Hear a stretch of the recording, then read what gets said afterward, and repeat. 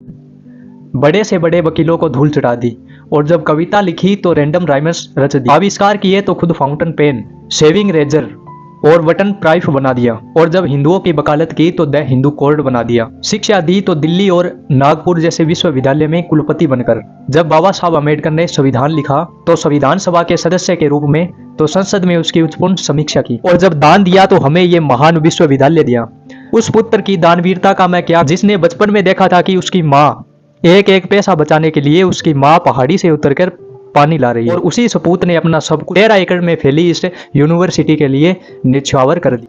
अगर मैं उस दान की गणना करूं तो आज के वो 10,000 करोड़ रुपए से कम न था। मैंने विश्व का ऐसा कॉलेज देखा है जिसका मैं खुद विद्यार्थी हूं, जिसने विश्व का पहला योग प्रस्तुत किया। ऐसा विश्वविद्यालय जिसमें फोरेंसिक, जियोलॉजी, फार्मेसी जैसे कई विषय प्रस्तुत किए, जिसकी शिक्षा देने में आज के कई संस्थानों की सांसें फूल जाती हैं।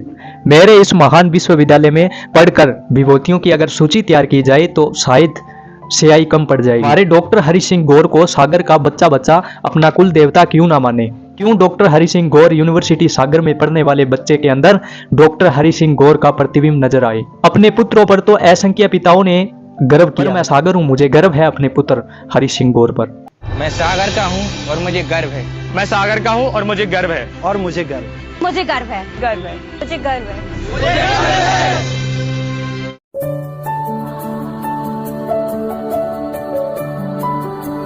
डॉक्टर हरि सिंह गौर की एक रेडियो रिकॉर्डिंग है जो आप सुन सकते हैं। राय का है। ये रूपक केंद्रीय हिंदी रूपक एकांश नई दिल्ली से प्राप्त है।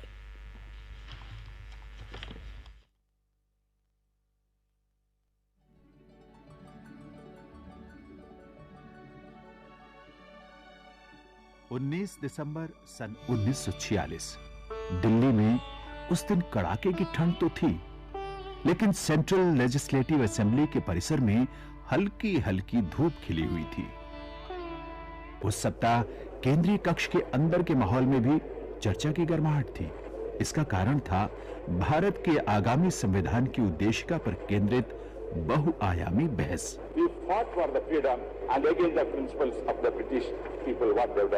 पंडित जवाहरलाल नेहरू ने इस दिशा में जो पहल की थी उसके कई पहलुओं पर प्रबुद्ध विश्लेषण जारी था। दोपहर होते होते कक्ष के दाहिने कोने से एक सुविज्ञ स्वर उभरा। I wish respectfully to point out that the Constituent Assembly is the voice of the people of India and is not the creature of the British Cabinet mission to this country. And संविधान सभा पूरे देश की जनता की आवाज है। ये कोई ब्रिटिश कैबिनेट मिशन की रचना नहीं है। दशकों के दृढ़ प्रयासों के बाद हमने हमारे अपने संविधान का निर्माण करने के अधिकार अर्जित किए हैं। हमारा प्राथमिक और एकमात्र कर्तव्य हमारे अपने भारत की जनता के प्रति है। यदि इस तथ्य को ध्यान में रखा जाए तो अन्य प्रश्न स्वतः ही पृष्ठभूमि में चले जाएंगे। ये ऐतिहासिक वक्तव्य था प्रख्यात शिक्षाविद और विधिवेत्ता डॉक्टर सर हरि सिंह गौर का। वाह, कैसा सुंदर वातावरण है। टेसू, सेमल के फूल, सागौन, चंदन, शीशम, बांस, पलाश, अशोक, गुलमोहर, कचनार, मॉलश्री जैसे अनेक वन वृक्षों से भरपूर पहाड़ी और उधर झील के पार सूर्यास्त का मनोहारी दृश्य, कलरव करते अनेक प्रकार के पक्षी और इनके मध्य बने भव्य भवन। कैसा सुखद संयोग है। हाँ, यही है मध्य प्रदेश का प्रथम विश्वविद्यालय, सागर विश्वविद्यालय। महीना चाहे फागुन का हो या सावन भादो का, हर मौसम में यहाँ का प्राकृतिक वातावरण मनमोहक बना रहता है। हाँ हाँ, हमने तो ये भी सुना है कि सागर में जन्मे महान शिक्षाविद डॉक्टर हरि सिंह गौर ने अपने जीवन भर की कमाई दान कर सागर विश्वविद्यालय की स्थापना की थी। 2009 में हम केंद्रीय विश्वविद्यालय बन गए हैं। कुलपति प्रोफेसर आर पी तिवारी। यहाँ पर ऐसे कई प्रोग्राम्स शुरू किए गए जो देश के दूसरे विश्वविद्यालयों में नहीं चल रहे थे। फार्मेसी विभाग हमारा बहुत पुराना है और बहुत अच्छा विभाग है। जियोलॉजी डिपार्टमेंट तो कई जगह थे, लेकिन अप्लाइड जियोलॉजी के नाम से यहाँ का जो विभाग खुला वो देश का पहला विभाग था।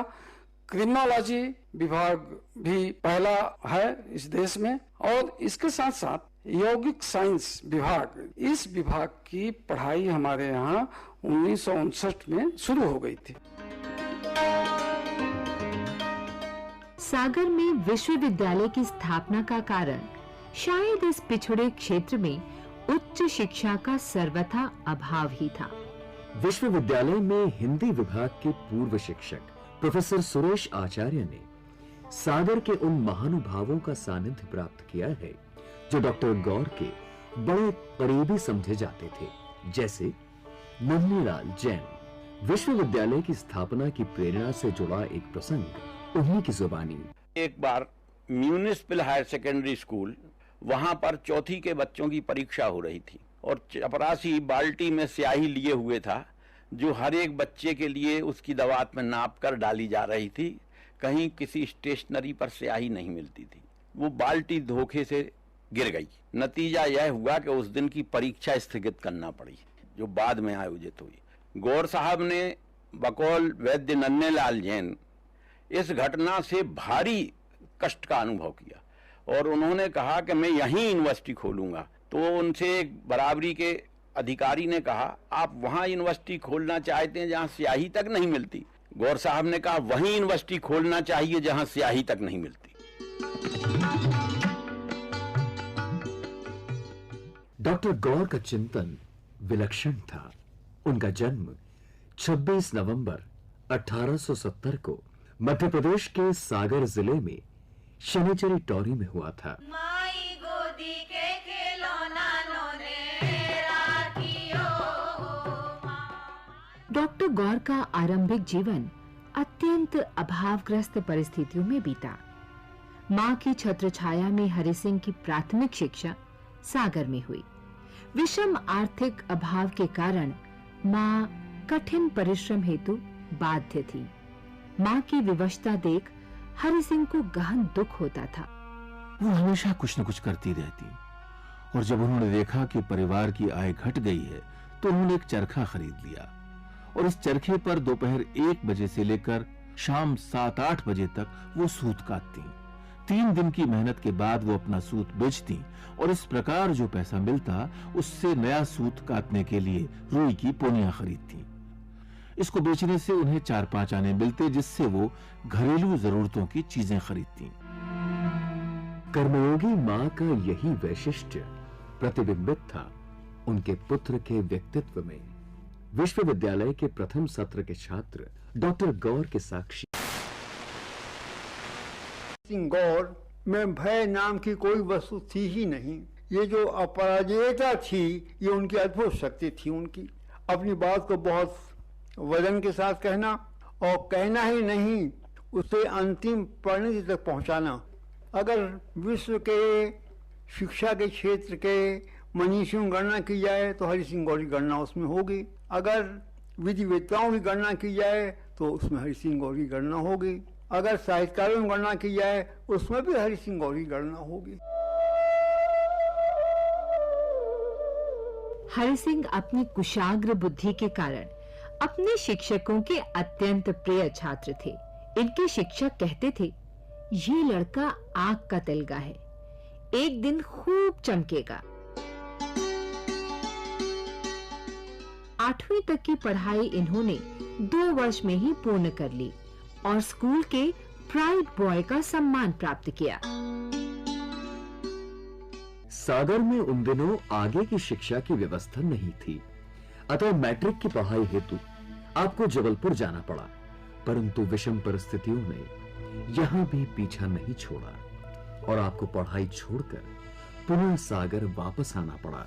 विश्वविद्यालय में अध्यापन कार्य में संलग्न डॉक्टर राकेश शर्मा। उसके बाद उनने नौकरी का प्रयास किया, छोटे मोटे काम भी किए।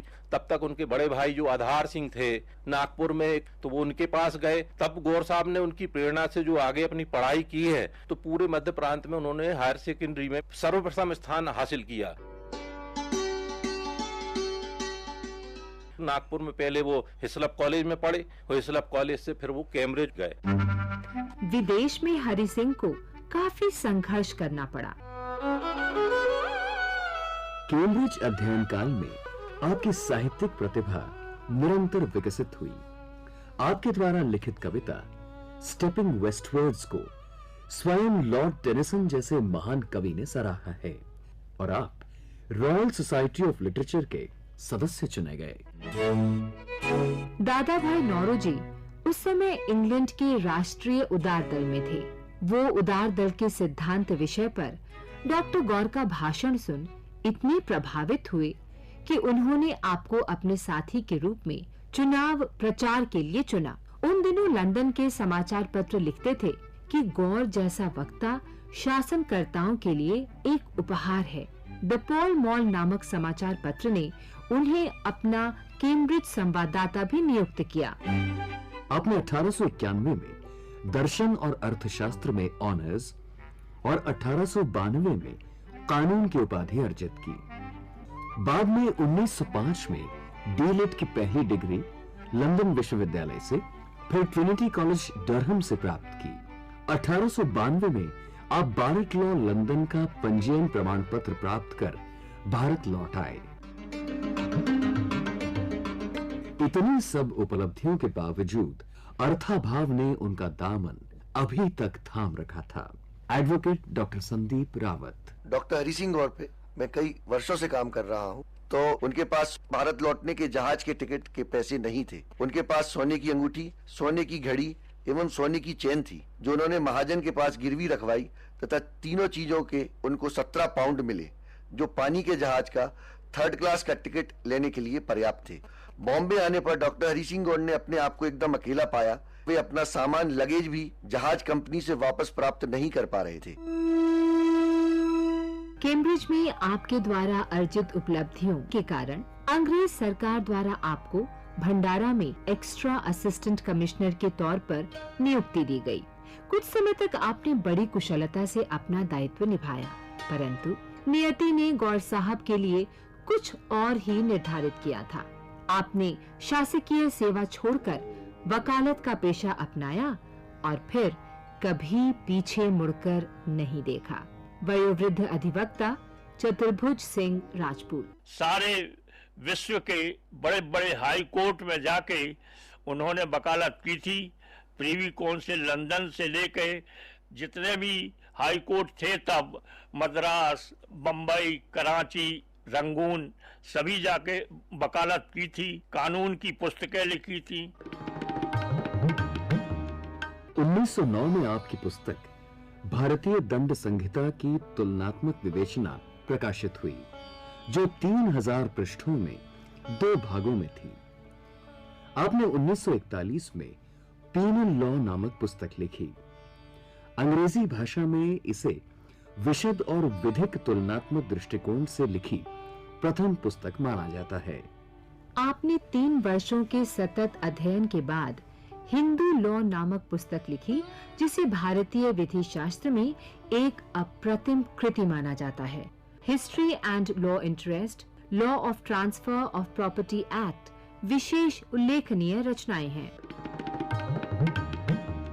आपके द्वारा लिखित India and new constitution, reminiscences of India, the spirit of Buddhism, his only love, facts and fancies, his life and works और आपकी स्वयं की आत्मकथा 7 लाइव्स आपके साहित्यिक प्रतिभा के साक्षात उदाहरण हैं। कुछ छंद आपकी रचना रैंडम राइम्स से।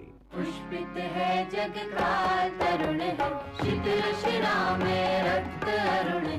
पुष्पित है जग का तरुण है, शीतल शिरा में रक्त अरुण है। पुष्पित है जग का तरुण है, पुष्पित है जग का तरुण है।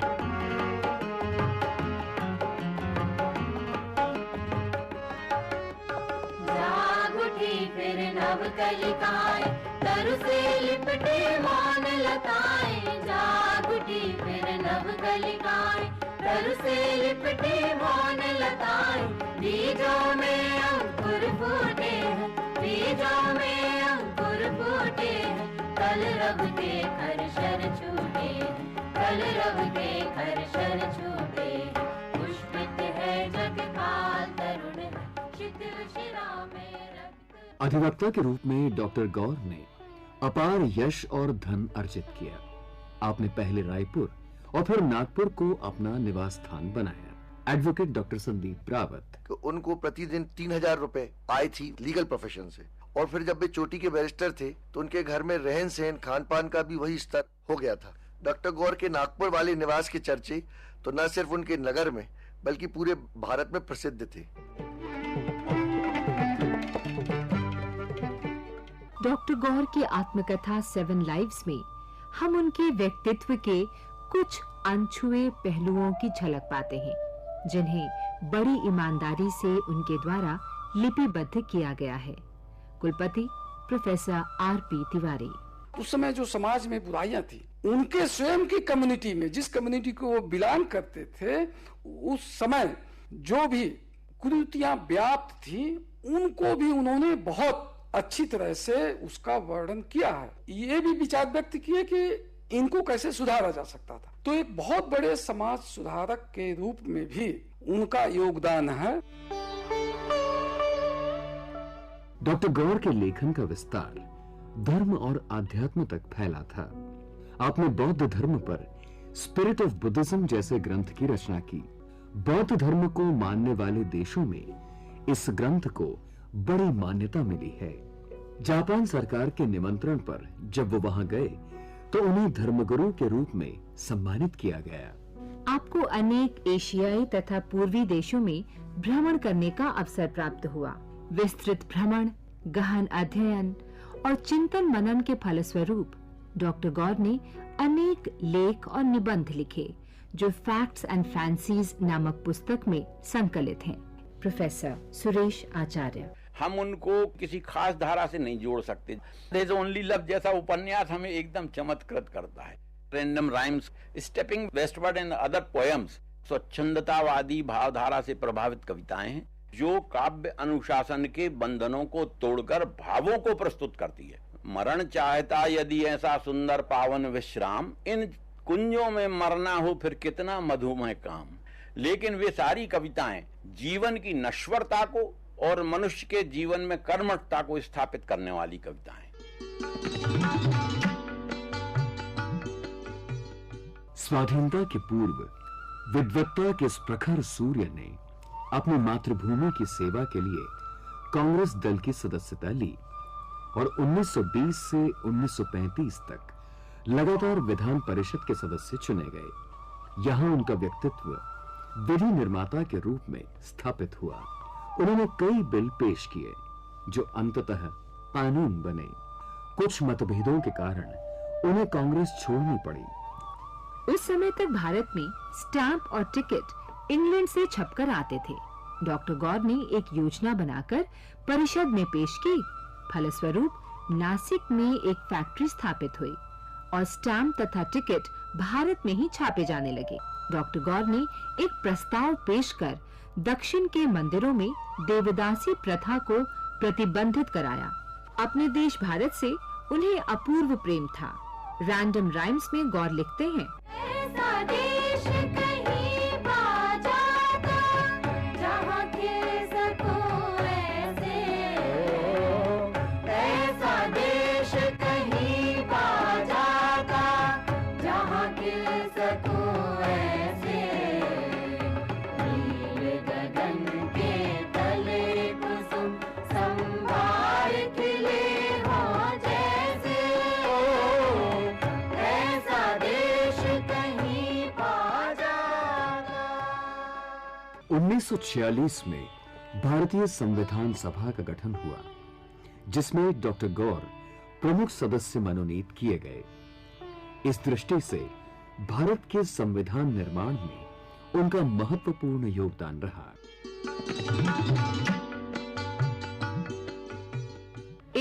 शिक्षाविद के रूप में डॉक्टर गौर की ख्याति से कौन वाकिफ नहीं है। सन 1922 में केंद्रीय सरकार ने दिल्ली विश्वविद्यालय की स्थापना की और इन्हें इसका संस्थापक उपकुलपति नियुक्त किया गया। इस विश्वविद्यालय की प्रारंभिक प्रगति का इतिहास डॉक्टर गौर की शैक्षणिक प्रतिभा एवं प्रशासकीय अनुभव की बानगी है। आप 1926 तक इस पद पर आसीन रहे। इनके कार्य कौशल से प्रभावित होकर ब्रिटिश सरकार द्वारा इन्हें सर की उपाधि से अलंकृत किया गया। इसके उपरांत वो 1928 में नागपुर विश्वविद्यालय के उपकुलपति बने और 1936 तक इस दायित्व का श्रेष्ठ निर्वहन किया। एक महत्वपूर्ण तथ्य यह भी है कि इंग्लैंड में ब्रिटिश साम्राज्य के अंतर्गत 27 विश्वविद्यालयों के कुलपतियों का 25 दिवसीय सम्मेलन भी डॉक्टर गौर की अध्यक्षता में संपन्न हुआ। द्वितीय विश्व युद्ध की समाप्ति पर इंग्लैंड से भारत आने पर डॉक्टर गौर ने सागर के प्रमुख नागरिकों से संपर्क किया और विश्वविद्यालय की स्थापना की रूपरेखा उनके सम्मुख रखी। वयोवृद्ध अधिवक्ता चतुर्भुज सिंह राजपूत के संस्मरण। सारी ख्याति अर्जित करने के बाद एक दिन दिसंबर 1945 के किसी दिन वो सागर में बाल मुकुंद पटेरिया की मिठाई की दुकान के सामने अपनी गाड़ी खड़ी की। बकौली के पेड़ के नीचे जाके हरि सिंह गौर खड़े हुए। विद्युत गति से ये खबर फैल गई कि हरि सिंह गौर आए हैं। सब उनको देखने के लिए कि आखिर क्यों आए हैं सब एकत्रित हो गए।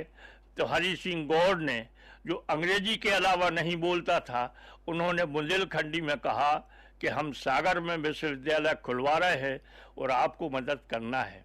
और उन्होंने फुल पैंट से अपनी शर्ट निकाली और शर्ट निकाल के फैला दी। कहा सहयोग करोगे? सब ने कहा कि हाँ करेंगे। और कुछ नहीं समझे कि हरि सिंह गौर क्या हमसे चाहते हैं, क्यों हमारे सामने झोली फैलाई।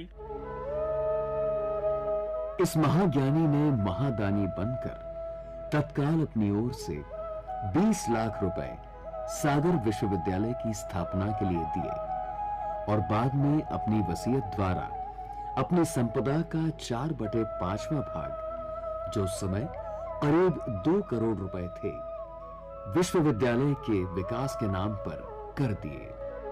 18 जुलाई 1946 को सागर विश्वविद्यालय की स्थापना हुई और डॉक्टर गौर इसके संस्थापक उपकुलपति नियुक्त हुए। आरंभ में सागर स्थित मकरोनिया की सैनिक बैरक्स में अध्ययन प्रारंभ हुआ। डॉक्टर गौर का विराट अनुभव इस विश्वविद्यालय के विकास में बहुत काम आया।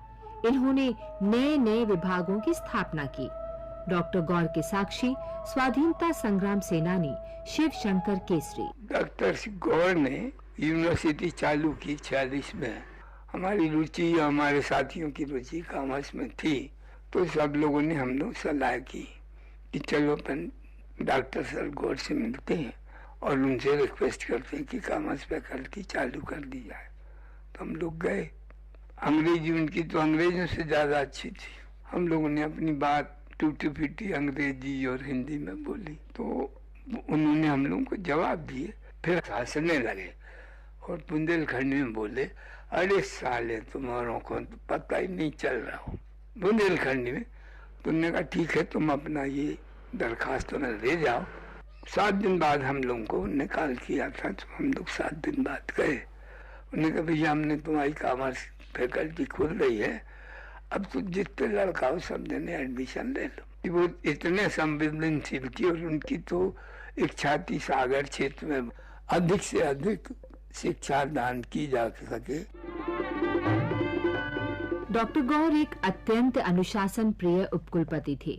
प्रोफेसर कांति कुमार जैन ने अपना एक संस्मरण साझा किया। यहाँ सागर में हॉकी टूर्नामेंट का आयोजन हुआ था, उसमें बहुत सारी टीमें आई थी और फाइनल में सागर और अलीगढ़ के मैच होने थे। सागर के खिलाड़ियों में बहुत जोश आ गया और उन्होंने 5 मिनट में ही अलीगढ़ विश्वविद्यालय पर एक गोल ठोक दिया। हम 4-5 विद्यार्थी हरि सिंह गौर के पास पहुंचे और उनसे कहा, सर हम लोग जीत गए। तो बोले तो हम लोग कहा, सर हुआ कि जीत गए तो क्या छुट्टी होनी चाहिए? ऐसा लगा जैसे कोई दहाड़ रहा हो। बोले छुट्टी? मैंने विश्वविद्यालय क्या छुट्टी के लिए खोला है? पढ़ने के लिए खोला है। मैं अगर मर भी जाऊंगा तो छुट्टी नहीं होगी। अंग्रेजी में कहा, there shall not be any holiday on that day. Shall का अर्थ होता है निश्चयात्मक, नहीं नहीं नहीं। डॉक्टर गौर अपनी न्यायप्रियता के लिए आज भी जाने जाते हैं। विश्वविद्यालय के पूर्व शिक्षक एवं कला गुरु विष्णु पाठक। वो खर्चीले बहुत कम थे और लोग उनसे डरा करते थे इस मामले में, और शायद वो पैसे की बचत किए करते। कुछ ऐसे संस्मरण हैं, लोगों ने सुना है कि गौर साहब के जो भवन था, गौर भवन, उसके सामने की रोड कंक्रीट की नहीं थी, एक सादी रोड थी। कभी उनका एक टायर पंचर हो गया तो उन्होंने उसकी पूरी कीमत सरकार से वसूल की कि ये मेरा फॉल्ट नहीं है, आपका फॉल्ट है। डॉक्टर गौर प्रकृति प्रेमी थे और हर शाम सागर स्थित पथरिया पहाड़ी पर घूमने आया करते थे। उन्हें शाम को सागर झील में सूरज को डूबते देखना बड़ा मनोहारी लगता था। उन्होंने यहीं पर 15 अगस्त 1948 को नए परिसर की नींव रखी, जो आज डॉक्टर हरि सिंह गौर केंद्रीय विश्वविद्यालय के रूप में अपने ज्ञान का प्रकाश चारों ओर बिखेर रहा है। सागर का जनमानस आज भी अपने गौर बब्बा को भूला नहीं है। कारपेंटर रमेश विश्वकर्मा। हमें गौर साहब से बड़ा लगाव है और आत्मविश्वास से हम उनको मानते हैं। उन्होंने सर यहाँ ऐसी शिक्षा प्राप्त करवा दी कि जो देश विदेशों में नहीं है, वो अपने सागर में उन्होंने लाकर रख दी। रंगमंच के कलाकार रविंद्र दुबे कक्का विभिन्न अवसरों पर डॉक्टर गौर के जीवन पर आधारित प्रेरणादायक नुक्कड़ नाटक करते हैं और हमेशा उनकी भूमिका निभाते हैं। विश्वविद्यालय तो सागर में ही बनेगा, इसके लिए चाहे कितनी भी परेशानी मुझे झेलना पड़े। मैं अपने चैतन्य में ये बात बैठा चुका हूं कि जो भी अभाव या परेशानी मेरी जिंदगी में आएगी, वह मुझे सुखद अनुभूति प्रदान कर जाएगी। ये मेरी इच्छा शक्ति है और यही फलीभूत होगी। तुम देखना, विश्वविद्यालय तो सागर में ही बनेगा, बनकर रहेगा। भारत के प्रथम राष्ट्रपति डॉक्टर राजेंद्र प्रसाद ने डॉक्टर गौर के अवदान के बारे में कहा था, डॉक्टर गौर केवल अग्रणी विधिवेत्ता ही नहीं थे, बल्कि अथक समाज सुधारक और प्रबुद्ध शिक्षा शास्त्री भी थे। मुझे लगता है कि डॉक्टर गौर का यह महादान उन विद्यार्थियों और शिक्षकों के लिए जो इससे लाभान्वित हो रहे हैं, प्रेरणा का अजस्र स्रोत बना रहेगा। पूर्व राष्ट्रपति डॉक्टर राधाकृष्णन ने विश्वविद्यालय के सभी छात्रों को डॉक्टर गौर के जीवन से प्रेरणा लेने की बात कही। Dr. Gaur believed in education, which is the means for the spread of scientific habits of mind, social reform, and spiritual outlook. It would please his soul if those who are trained in this university acquire the same outlook and democratic behavior. 25 दिसंबर 1949 को हृदय गति अवरुद्ध होने से इस महापुरुष का देहांत सागर स्थित मॉडल हाउस में हो गया। ऊपर के कमरे में उनका शव अंतिम दर्शन के लिए रखा गया था। दर्शनार्थियों के अनुसार उनके चेहरे पर अपूर्व शांति थी, एक अपार्थिव तृप्ति, अपने जीवन स्वप्न को साकार करने के आनंद से उत्पन्न अनुभूति की दीप्ति। प्रोफेसर सुरेश आचार्य। गौर साहब ने क्षण क्षण का सदुपयोग करके विद्या प्राप्त की, कण कण बचाकर धन इकट्ठा किया और किसी बहुत कंजूस आदमी की तरह रुपया बचाते हुए दानवीर कर्ण की तरह उसे दान करके समाज के सामने एक मिसाल कायम की। डॉक्टर गौर को श्रद्धांजलि देते हुए राष्ट्रकवि मैथिली शरण गुप्त ने लिखा, सरस्वती लक्ष्मी दोनों ने दिया तुम्हें सादर जय पत्र। साक्षी है हरि सिंह तुम्हारा ज्ञान दान का अक्षय सत्र।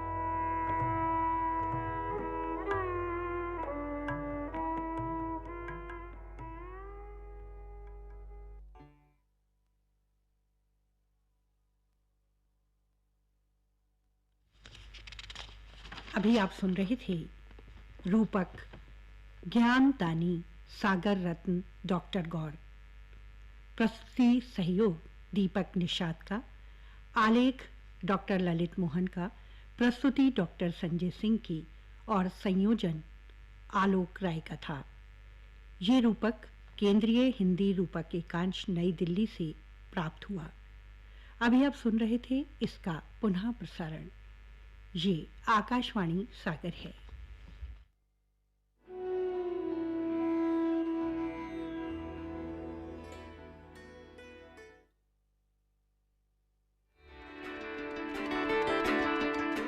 हर घर की वाणी आकाशवाणी, हर दिल की वाणी आकाशवाणी।